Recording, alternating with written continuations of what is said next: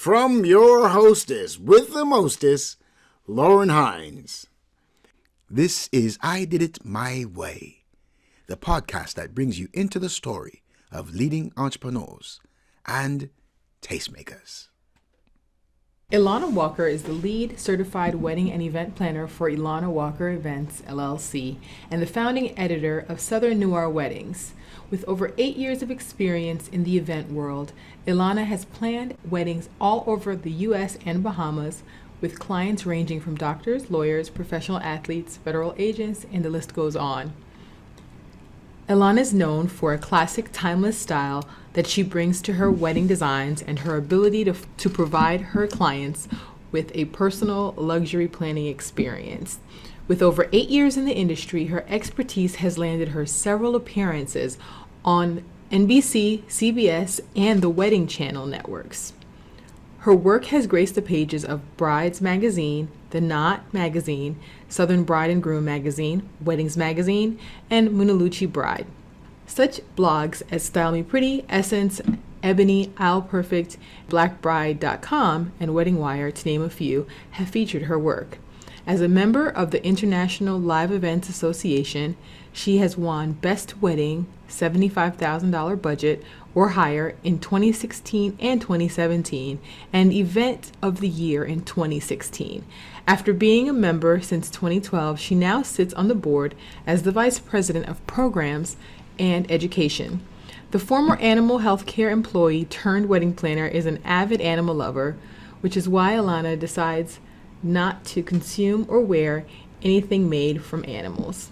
Currently residing in Raleigh, North Carolina, her true inspiration toward success is fueled by her two sons, Trey and Clark.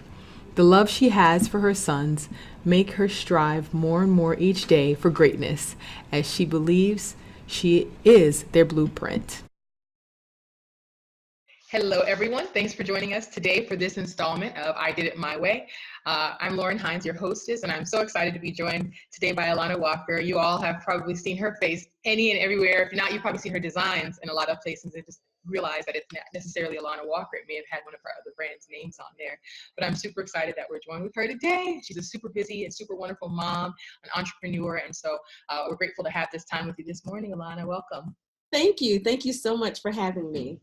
Yeah. I'm so happy we're finally connecting and working on something together. I found Elana through probably her Instagram page or Facebook. And I think it was your Facebook page. I saw one of your creations and I just wanted to connect with you. Yeah. Because I was able to go down and find out not just that you're a wedding planner, which in itself has so many roles, right? But even how you entered the industry. So without stealing any of your thunder, would you mind sharing a little bit about that before we get into the meat of our Absolutely. How I got into the industry. Well, so when I'm originally from Chicago, but of course I live here in Raleigh, North Carolina. And I went to high school in North Carolina and went back to Chicago for college. And while I was there, I worked for a music production company, planning events like at a club whenever celebrities would come to town. And so when I finished and I moved back home, and I had my son, I was like, you know what? I really want to be in control of my schedule. I want to start a business. And I just thought back to what I enjoyed doing the most, which was event planning. So my son was turning 2 and I planned a Spider-Man birthday party. And I mean, like, I had men come and audition for Spider-Man. I had a whole script written out and everything, and it was great. It was great. They came, I picked the Spider-Man, and everything was good. And sorry. Nope, that's how it goes. It's real deal. And we had the party. It was definitely on a budget back then, and everything was great. Everything was perfect. I did another birthday party for someone else, and I was like, this is not quite making me as much money as I would like.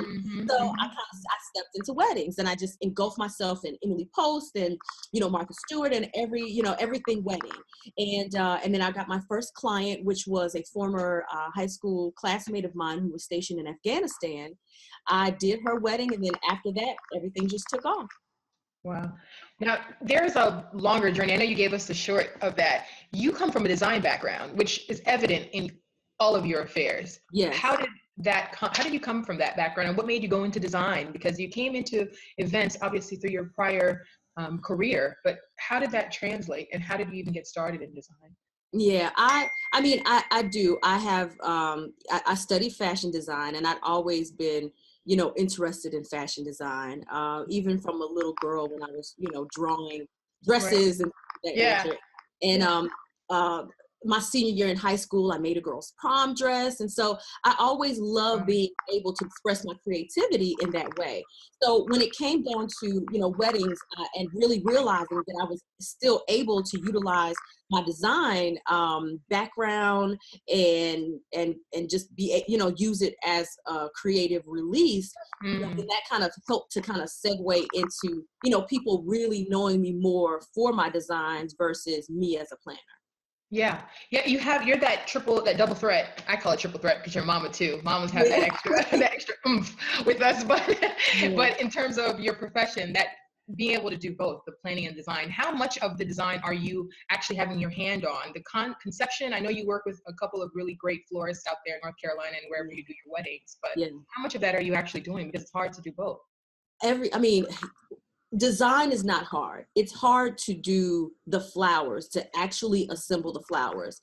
And as I was really growing as a wedding planner and as a designer, I thought to myself, oh, I can do flowers.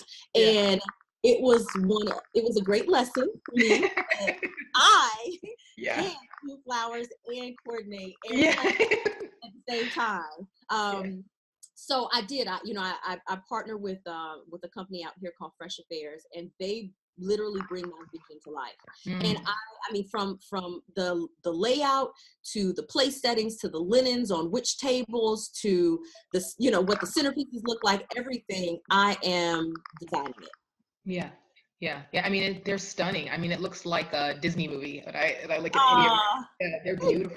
Beautiful. And it takes such care. Yeah. As soon as you start trying to create the floral design on your own, you start recognizing, wait a minute, this is not going to happen alongside the logistics and getting people in place. Yeah. I mean, what I would experience is it's Friday, I receive a shipment of flowers in, and this could very well be wrong. I'm sure my florist people would be like, that's not right. But Friday, I would receive a shipment in of flowers, and first thing in the morning, I'm, kind of going through the flowers and de-thorning them and peeling off the dead petals and just prepping them. And that much, just getting through the prepping of the flowers took me into rehearsal. So I would have rehearsal that evening. So I would break, do rehearsal, and then I'm up all night creating these arrangements, maybe an hour or two of sleep, and then here I go off to the event, off to the wedding. And it just didn't work for me. And now, of course, later, and knowing how, some other people do it, I do see how it could have worked, but at that particular stage in the game, it just didn't make sense. And so I'm happy that I was really able to find, a good partnership with a florist here that, didn't feel this sense of ego of, well, I want to do my stuff, but, actually we could come together and really combine our heads to create amazing designs for our I love that you give credit and kudos to the people with whom you work as well. I noticed that you're always tagging, you're mindful of writing who did this or who photographed or videoed this, because a lot of planners, after they've arrived, very few actually will give credit to who helped to create what you're seeing before your eyes. Right. And I get it. I do, because there's a lot of people out here that want to steal your vendors and think that they can recreate what you've done. But the truth of the matter is that they can't. They can, it's that love that you put into it that makes it your own. And I've seen weddings where they've literally used all of my vendors, all, my venue, everything. Wow. And it just doesn't look the same. And I mean, this even comes down to brides too. I've had brides who will hire, Carolina Fed, my event management company, to do just coordination, but they've gone through and they've selected all of our vendors, but still their wedding still lacks a certain EWE. That because you Walker, just because you use my vendors doesn't mean that you know how to use them.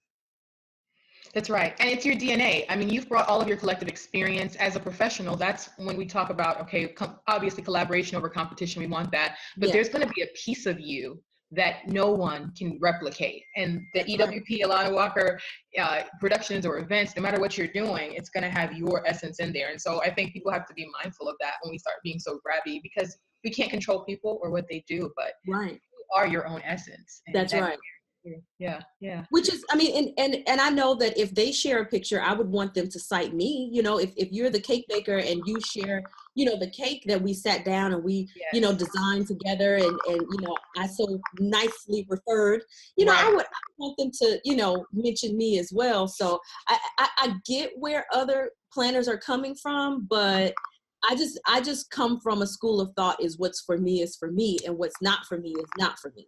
And I know that that only works to a certain point, but I just think, you know, if you're a bride and you know, you pick all my vendors, okay, you're not the bride for me. If you're a vendor, if you're a wedding planner and you select all my vendors, okay, you're welcome. Still not going to be Elana Walker event. That's right. It's not. That's right. That's right. That's cool. Now you talk a lot about obviously having transition. You had to make the decision. I'm not going to be doing all of the glorious, glamorous floral design in addition to the wedding planning, coordination, execution, you know, but you're also a mom, and there's a lot to be said about being an active parent as well as a super active entrepreneur. How have you been able to maintain starting a wedding planning company first off, and having young children? Yeah. Well, you know, my oldest son, who is 12, Trey, you know, we grew up with the business together. And so he was really able to know, understand, and see what I was building and what was going on. And while, you know, at a certain point, it may have been tough. Oh, every weekend she's gone, or she's busy in the evening. You know, I definitely made sure to have a down season. December is a great time to have a down season. And I email my brides and I say, hey, it's been great all year, but it's December 1st. That's and right. on January 1st. Yeah. But of course, you know, I prepare them for that. You know, a month, you know, first of all, in my, when they first, you know, lock in with me, that's one of the things that I help, you know, I have them understand is in December, I go on vacation, but don't worry, I'll, you know, bring you to the point where you're comfortable enough for me to go.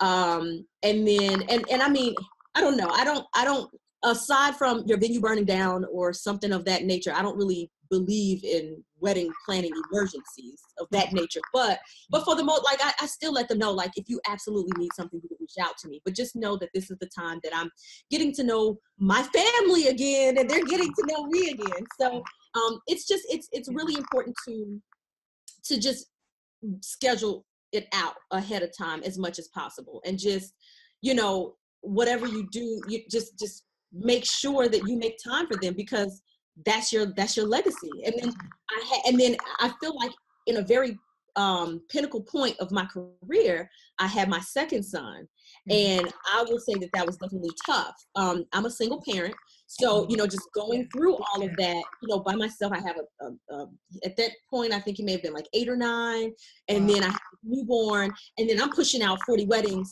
in that year. I feel the stress over here. Yes. It was, I will tell you, it was very, very, but I went into survival mode, you know, and I was like, oh my God, I've got to get formula. I've got to, you know, buy clothes. I've got to do this. I got to do that. I've got to book as many weddings as I can. And I did, and I nearly died, but I'm still here. And I learned a great and valuable lesson on the other end of that. And now I'm very adamant. When it's the weekend, if I'm not doing a wedding, it's the weekend. I'm not opening my computer. I'm not doing any of that stuff, because they deserve as much time from me as my clients do, if not more. And I think it also goes into higher, you know, working with the correct clients too, because clients should understand. They should know that they don't own you just because you're helping them plan their wedding. Yes. So you hit on a couple golden things in there, Elana. Like you said, clients should understand, and that starts with having the ideal client. How would you describe your ideal client, and how do you coach, say, someone newer in the industry on what their ideal client is, if they can even identify that at this stage in their journey? Mm-hmm. Well, I think I'm answering that question backwards. So when I coach potential planners to find their ideal client, I think the best and most organic client for them is the client that's closest to who they are. Because I think it's a lot easier for them to be able to touch them and really know, really be able to market towards them, because it's almost as if they're marketing towards themselves. Right. So you have to really profile yourself. Take the time to really profile yourself and say, okay, before I was a wedding planner, or what was I doing? What college did I go to? Did I pledge or did I not? Was I more so into, sciences, or was I, more so into arts? Just everything. Where do I like to hang out? Where do I like to shop? These are the things that can make up who your client is, and it makes it a lot easier to appeal to them. It makes it a lot easier to select the colors for your website and for your brand, and to build your website and know, okay, if I put this picture on the cover, then I know that this is going to speak to me, because I like glitz and glam, so my bride is going to like glitz and glam. Yeah. So that to me is how you market and try to figure out who your ideal client is. Now, that's not saying that, you won't attract the goth bride or anything of that nature. And it's not saying that you can't work with them either. But on overall, definitely pick something that feels organic to you. Now, the same applies to who my client is. My client is, I would say, even down to the age, I would say she just got out of college, up to being 40, 45-ish. She's really excited about getting married, but she's also a professional, and she's very busy in her career. And she knows what she wants, but she doesn't exactly know. And she is excited to lean on my expertise, and she is ready to trust my expertise with moving forward. I think that it's really, really important to trust who you hire. Otherwise, you're going to have a hard time. And so whenever I'm, talking with a potential bride over the phone, I ask tons of questions. I try to get to know them as people. And that helps me to determine whether or not I am going to move forward with them. That's good stuff.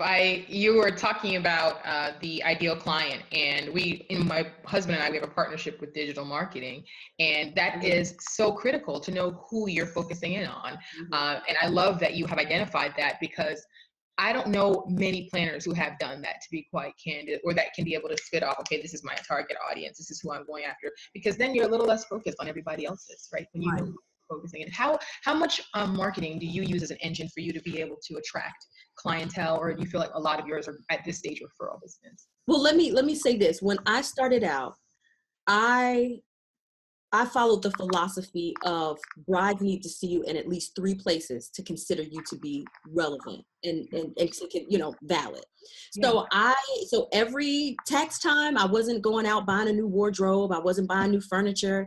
I was investing in the knot, wedding wire, print, making sure that I was in bride's space. And I think that did help me to grow, because obviously, if you are on wedding wire and the knot, you're getting exposed to brides, and they're reaching out to you. For me, when I started, I didn't see a lot of wedding planners displaying Black brides. And so that was very important to me, because I knew that my bride was, now I love every bride. Let me just say that. Asian, Caucasian, it doesn't matter. I love them all. Right. But when I looked, I said, how can I make myself stand out? And it was putting a Black bride on display. Because to me, that let the Black brides know, hey, I'm your planner, call me. And it did. So definitely making sure that whatever you do, it doesn't look like everybody else's stuff. Because there's someone out there that's looking for what you are selling or you're offering. So that was back then, but now it's a lot of word of mouth at this point. I think you go through the point of, okay, advertising, people that you went to college and people that you went to high school with. Once you get through those people, then it's word of mouth. And all of those brides and those mothers of the brides that you just built this wonderful relationship with, they're referring clients to you. And that's kind of where I am now. Yeah, that's great. That's excellent. Because there's so many new people who are afraid almost to put a marketing dollar out there. But we put dollars out all the time, but how much of it is really for our business that we're putting out? And we look at something like a quarter or a season for it to work. And that's not how marketing works. That's right. consistent dripping over and over, and of a consistent brand and Mhm. consistent focus, and even your campaign. So I applaud you for having done that and still doing it, because I know Yes, you advertise still, and you still make sure to have your name out there and always that's right. be building your brand. Can you tell me, I'm rewinding a little bit to when you shared how you had about 40 weddings on the books, baby on the way, 8-year-olds. How did you get through that? I'm going to tell you, that was one of the hardest periods in my life, because I was also sick during the Mhm. pregnancy. Very, very, very sick, like as in passing out in public places and, Wow. just randomly throwing up and feeling lightheaded and everything. And I was also, going through some heartbreak as well. Yeah. So it was tough to show up at a wedding and knowing, okay, Yeah. whatever. Yeah. So, Yeah. I mean, it was really, looking at my 8-year-old's face, Mm. and remaining strong, and him seeing, okay, even though my mom is going through all of this, she's pushing forward and she's succeeding.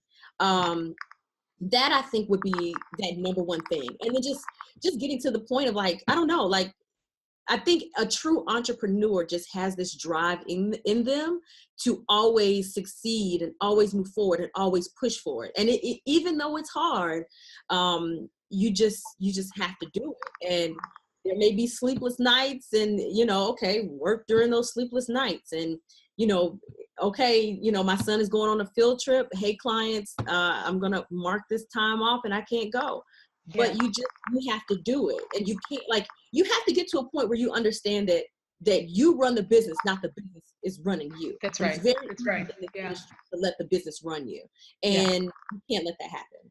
Yeah. Yeah. Yeah. You can't let the business or the demands of it or the clients in it. They can't. Yeah, They can't run you. We want to serve them, right? But we're not serving them or giving them any justice by letting them run us, and that's not keeping ourselves organized on priorities. exactly. Absolutely. You're talking to me. You're ministering to me, Elana. I'm telling you. I would love in this, we probably have about 5, 10 more minutes left in our conversation, but I would love to find out your brands. You have 3 beautiful brands, by the way, all equally represented and well done, between Elana Walker Events, and then Hmm. you've got Carolina Fête and Hmm. Southern Noir. Would you mind Yes. speaking a little bit to each of those brands, and what made you create 3 brands, and Hmm. how do you manage those? Okay. So of course, my baby, Elana Walker Events. Mhm. We are a high-end wedding planning and design and coordination company. Mhm. We work with higher end budgets, and it's my baby. I love it. Anyone that calls and wants full planning, and they fit the criteria, they go to Elana Walker Events. That's great. So then there's Carolina Fête. So what happened is, I would get people calling for a day of coordination, but their wedding wouldn't necessarily reflect an Elana Walker Events wedding. And Mm. of course, they still want to be shared on social media, and they still want that shine. And it's Yeah. important that you keep your brand pure to what it is. And if Elana Walker Events is high end, there's no way in the world I should be posting Yeah. table runners and chair covers and everything like that. No. Yeah, I So got you. I I'm created with you. Oh, So I created Carolina Fed. I've got awesome coordinators within my company that's been here for years. And I said, hey, have your own thing. And anytime someone calls me, we've got a great plan, a great a workflow process. And anytime someone contacts us for coordination, it goes right over to Carolina Fed. And they handle it. And it kind of helps pull that weight off of doing 40 weddings yep. when you can, when I can charge what I'm really worth for Elana Walker Events and make my money and still not turn away coordination clients and still service them. So then was birthed Carolina Fed. Then there's Southern Noir Weddings, which I love. Southern Noir Weddings, that has been around actually for a while now, but it actually just transitioned into a blog and a wedding resource. And we are, of course, we're doing bridal shows and things of that nature. But Southern Noir Weddings is a wedding inspiration and resource blog for brides of color that are getting married in the South. I see a lot of really great resources out there for brides of color and for, all different types of brides. But I felt like we had something special here in the South that wasn't really being, that didn't really have a platform. And Right. so I decided to make one and to go for it. And here I am. And I'm happy about it, and it's going really good. And look for a bridal show in your area. Yeah, how was the show? You did one last month, February. It was amazing. We had over 200 brides, and that was just brides, not even the people that came with them. That's right. There's a difference. There's a difference. Yes. A lot of the vendors that I have spoken with, they said that they've got several leads, if not booked those leads, awesome. which is ultimately what I want to hear, which means that brides are benefiting from the show and vendors are benefiting from the show. But, for me, I wanted to create an experience. I didn't want it to just be this shuffle along thing. So, we had a bridal shower for VIP brides where they came, played games, got a little food. We had a groom's room where we had a pool table and it just smelled like meat in there. And it was very alluring to me. We had the live games streaming on these TVs and cigar rolling, and it was great. And then of course, we had a fashion show, and it was an amazing event. So I'm excited about, that whole new venture and being able to do those and add those to my services. Yeah. Congratulations on that, by the way, because making the transition from wedding planner to bridal expo producer or bridal show producer in that category, it's two different worlds. I mean, it's two different worlds. And so congratulations on that, because it's only going to continue to grow as you continue to put out how unique the experience is, because people don't know the difference. Sometimes they're just watching, let me see how the pictures come out from this one before I put my advertising dollars in it. Right. Wishing they were part of that signature inaugural event there. So, but congratulations on that. Thank you. What made you decide to do a bridal experience after having 40 plus weddings on the books each year?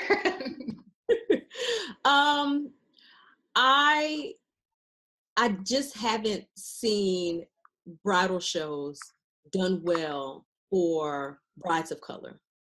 And so that really is what drove me to do it. And, with the Southern Noir platform, what better compliment for that than a show? Yeah. Since it is a resource blog as well. For sure.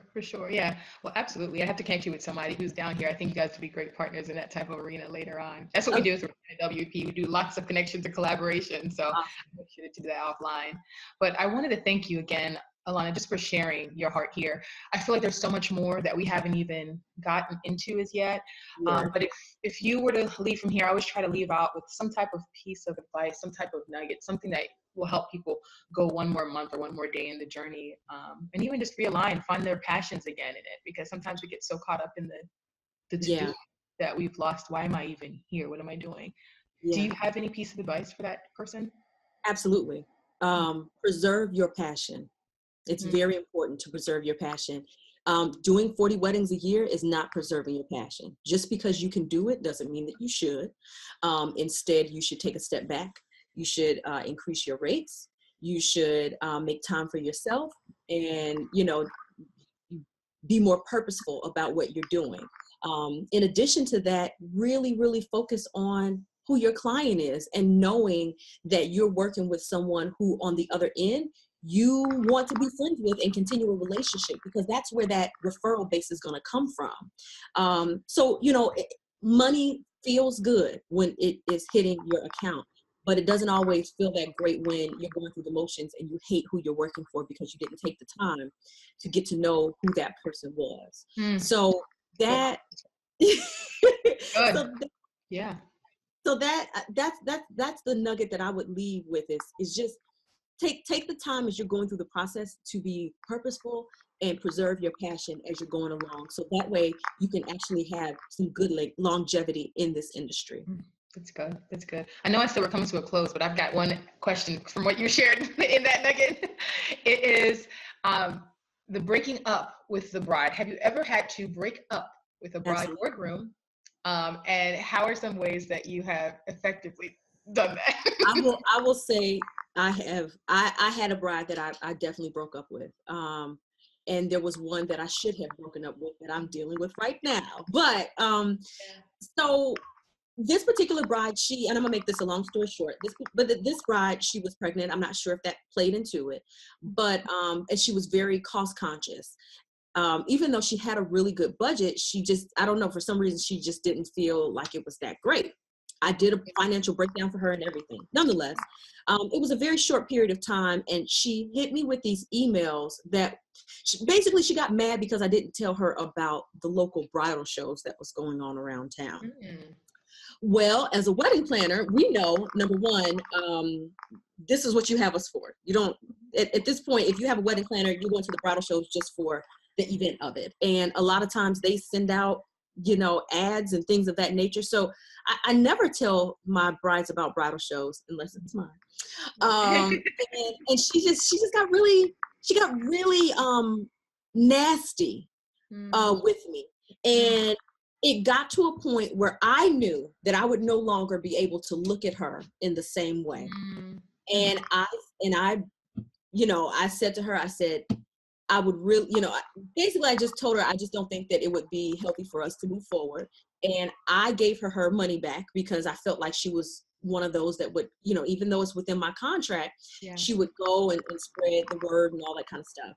And we made a clean break. And it was something that I knew I needed to do in my soul, and knowing the end result of her wedding and what she put her other wedding planner through, I so much pat myself on the back from walking away from her, because not everybody they don't make good clients always. They even some people who you are okay with being friends with, it doesn't mean that they make good people to work with. That's true. Very true. So you have to have proper wording in your contract that it's an out clause, whether it's dealing with violent or aggressive brides, you being able to leave them, doing something that that affects the planning process, that goes against what you're doing. But you have to sit down with a lawyer and determine the wording based on your state to make sure that if you leave, the monies that they have paid are considered for work done. And that also goes back to your pricing structure and things of that nature. But you should not, like, if you decide to walk away and you've done work, whether it is reserve the day or substantial, vendor referrals, like, you shouldn't have to give them their money back just because. Or turn down your new business because of that date being taken. Yeah. Exactly. I really encourage people not dealing with terrible brides. And I think that the more we as planners don't deal with terrible brides, the more that brides will begin to shape up. Because, you got this Bridezilla show, and it's funny to be hateful and ugly, but it's not. No. And I think not when you're on the other end of that. Yeah. Yeah. And I think we as planners need to kind of join together and just really put our foot down and not deal with it. Absolutely. I mean, it dehumanizes you, the whole process, and we have to have some level of integrity in terms of what I'm not willing to bend over for, Exactly. Yeah. So I know I'm holding you. I'm going to let you go, but I would love for you to share, Elana, a little bit of where people can find you online. Okay. Anything exciting you have coming up? I know you have tons of great things that are in the works. Of course, the next Southern Noir event is going to be in the works. I'm sure it's in the works probably now, right? That you finish one and we go and we start something else instead of relaxing. That's right. Please share with the group. So you can find me on Instagram at Elana Walker Events, or Carolina Fete, or Southern Noir Weddings. I'm also on Facebook as well. And please, send me a personal Facebook request. I add people all the time. And, if you ever have questions about anything, I am definitely one of those community over competition people. Just contact me and say, hey, have you ever dealt with this, or, whatever. As far as what's coming up next, Southern Noir is growing, and we're focusing on some other locations to be announced soon, and just continuing. I have a wedding this weekend with Elana Walker Events, and I'm really excited about that. And just continuing to move forward with the growth of where I'm at, and just continue this thing. Yeah. Well, I congratulate you and I applaud you, Elana. And I thank you for being that person that people can reach out to and connect with, because it's very rare for me. I hear more often than not sad stories of when someone's come into the industry and they said, thank you just for having a conversation, because I couldn't hear back from anyone when I started out. So thank you for that. And if there's anything that we can do here in Atlanta Wedding and Event Professionals Network to support you, we'd be happy to. We've helped support a lot of different bridal productions and bridal shows here in Atlanta, DC, Northern Virginia, and Maryland. And so we'd be honored to be able to collaborate with you and help you in any way we can. Awesome. Thank you so much for having me. Thanks so much. And everybody, thanks for joining us for this episode. If you have any questions for Elana, make sure to reach out. Feel free to email us also, info@atlantawep.com. And you can attention it to Elana. We'll make sure she gets it. That's easier for you, of course. And thanks again for joining us, and have a great day. Thank you for being a part of the magic with I Did It My Way. Visit us at www.atlantawep.com.